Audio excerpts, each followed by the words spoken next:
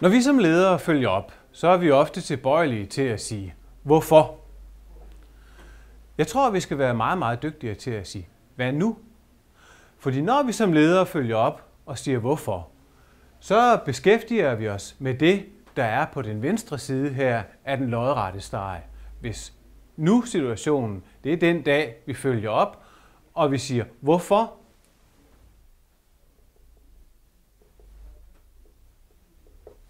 så får vi måske en analyse. Vi får et forsvar for, hvorfor tingene ser ud. Vi får forklaringer, som ofte får karakter af bortforklaringer.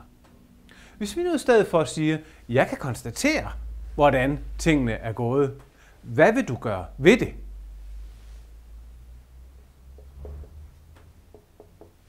Så får vi idéer.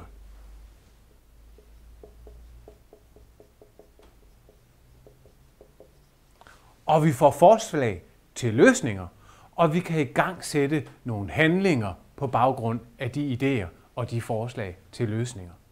Så hvis vi i stedet for at spørge hvorfor, og spørge hvad vil du gøre, så bliver det fremadrettet, det bliver proaktivt og ikke reaktivt, og dermed en langt stærkere opfølgning.